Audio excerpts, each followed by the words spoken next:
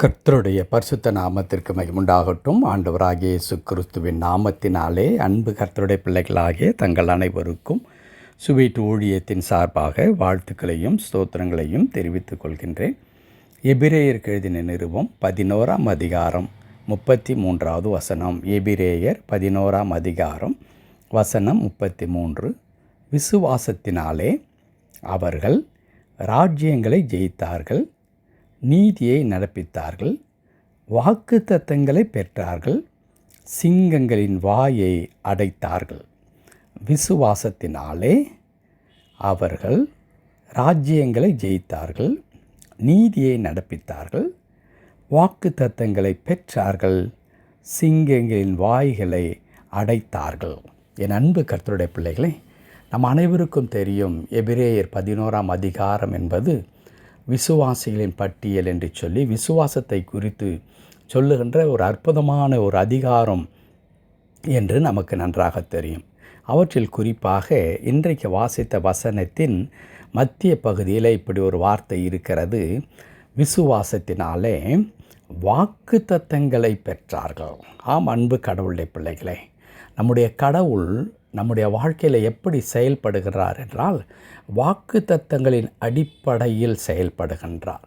பைபிளுடைய இன்னொரு பெயராக நாம் சொல்ல வேண்டும் என்று சொன்னால் புக் ஆஃப் ப்ராமிசஸ் என்று நாம் சொல்லலாம். வாக்குத்தத்தங்களின் வாக்குறுதிகளின் ஒட்டுமொத்த தொகுப்பு தான் வேத புத்தகம் என்று நமக்கு நன்றாக தெரியும். வேதத்தை வாசிக்கும் பொழுது கடவுள் தம்மை அண்டிக் கொள்ளுகிற பிள்ளைகள், தம்மை தேடி வருகிற பிள்ளைகள், தம்மை விசுவாசிக்கிற பிள்ளைகளுக்கு அவர் வைத்திருக்கிறதான திட்டங்கள் என்பது நாம் அவரை ஏற்றுக்கொண்ட பிறகு உருவாக்கப்பட்ட ஒரு திட்டம் அல்ல. அது உலக தோற்றத்திற்கு முன்பதாகவே முன்குறிக்கப்பட்ட திட்டமும் புதிய ஏற்பாட்டில் நாம் வாசிக்கிற வண்ணமாக அது பரலோகத்திலிருந்து இறங்கி வருகின்ற ஜோதிகளின் பிதாவிடத்திலிருந்து இறங்கி வருகிற அந்த வாக்கு தத்தங்களின் நிறைவேறுதலாக இருக்கிறது. அன்பு கடவுளுடைய பிள்ளைகளே, இந்த சொல்லப்பட்ட வாக்கு தத்தங்கள் நம்முடைய வாழ்க்கையில் நிறைவேறுமா என்றால் நிச்சயமாக நிறைவேறும். எப்படி நிறைவேறும் என்றால் அது கர்த்தருடைய வார்த்தை, வானத்தை பூமி உண்டாக்கின கடவுளுடைய வார்த்தையாக இருக்கிறபடினால் அதிலே பொய் சொல்லாது, அது தாமதிக்காது. அது தாமதித்தாலும் அதற்கு காத்திரு, அது சீக்கிரத்தில் அது விளங்கும் என்று எழுதியிருக்கிறது. நாம் காத்திருக்க வேண்டும். நிச்சயமாக இந்த வாக்குத்தத்தம் நம்முடைய வாழ்க்கையில் நிறைவேறும். ஆனால் எப்படி காத்திருக்க வேண்டும்? நம்பிக்கையோடு கூட, விசுவாசத்தோடு கூட காத்திருக்க வேண்டும். அதை தான் இங்கே எடுத்துக்காட்டாக சொல்லப்படுகிறது. விசுவாசத்தினாலே அவர்கள் ராஜ்யங்களை ஜெயித்தார்கள், நீதியை நடப்பித்தார்கள், அதோடு மாத்திரமல்ல வாக்குத்தத்தங்களை பெற்றார்கள். கடவுள் கொடுத்த வாக்கு உறுதிகளை அவர்கள் விசுவாசத்தின் அடிப்படையில், எப்படி விசுவாசம்? தன்னுடைய சூழ்நிலையை, தனக்கு இருக்கிறதான நிலைமையை ஒப்பிட்டு பார்த்து, இதோ கர்த்தர் இப்படி சொல்லியிருக்கிறாரே, இது நிறைவேறுவதற்கு என் வாழ்க்கையில் சாத்தியக்கூறுகள் இருக்கிறதா என்றெல்லாம் ஆராய்ச்சி பண்ணவில்லை.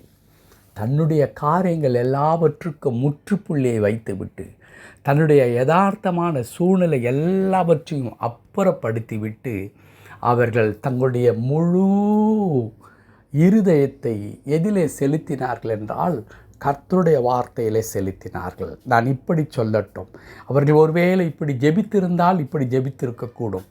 ஆண்டவரே, நான் இன்றைக்கு குற்றுயிராக இருக்கிறேன், பலவிதமான வியாதியினாலே பிடிக்கப்பட்டிருக்கிறேன், ஆயினும்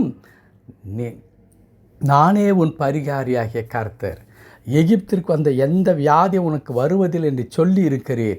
ஆகவே இனி நான் வியாதியஸ்தன் அல்ல, உம்முடைய நாமத்தினாலே நான் சுகமாகி இருக்கிறேன், அதற்காக உமக்கு நன்றி ஆண்டவரே என்று ஜெபித்திருந்திருப்பார்கள்.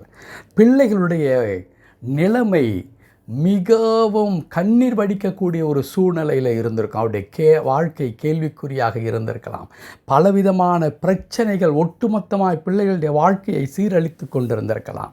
ஆனால் வாக்குத்தத்தம் சொல்லுகிறது, உன் பிள்ளைகளுடைய சமாதானம் பெரிதாய் இருக்கும் என்று சொல்லி. ஆகவே என் ஆண்டவரே, என் பிள்ளைகள் இன்றைக்கு ஒரு வேளை இப்படி சிரமப்பட்டு கொண்டிருக்கலாம், என் பிள்ளைகளுடைய காரியங்கள் இவ்வளவு பிரச்சனை நிறைந்ததாக இருக்கலாம், ஆனால் உம்முடைய வார்த்தையின்படி அவர்களுடைய வாழ்க்கை ஆசீர்வாதமாக இருக்க போகிறது என்று ஜெபித்திருப்பார்கள்.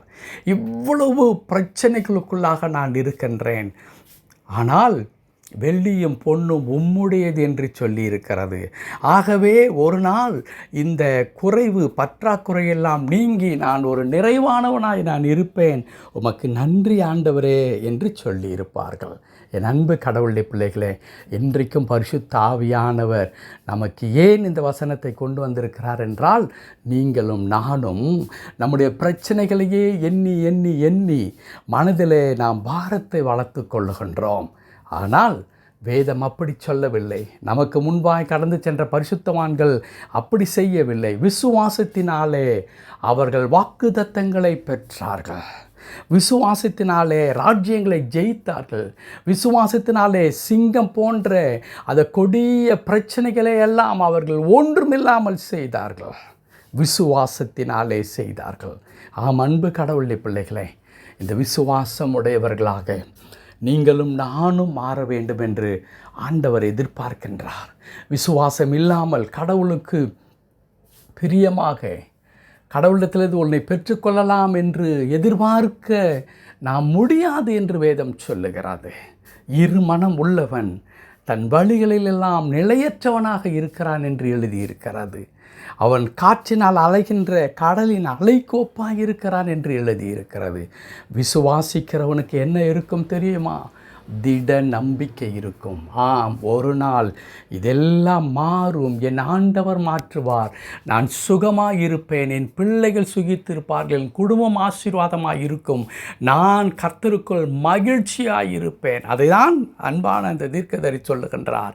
எதுவுமே என் வாழ்க்கையில் இல்லாமல் போனாலும் நான் கர்த்தருக்குள் மகிழ்ச்சியாக, காரணம் அவர்தான் என் பலன். அவர் என் கால்களை மான்களின் கால்கள் போல் ஆக்குவார். நான் முடங்கி போகிற ஒருவன் அல்ல, நான் அப்படியே மடிந்து போகிற ஒருவன் அல்ல, மீண்டும் எழும்புவேன். கர்த்தர் என்னை தூக்கி விடுவார்.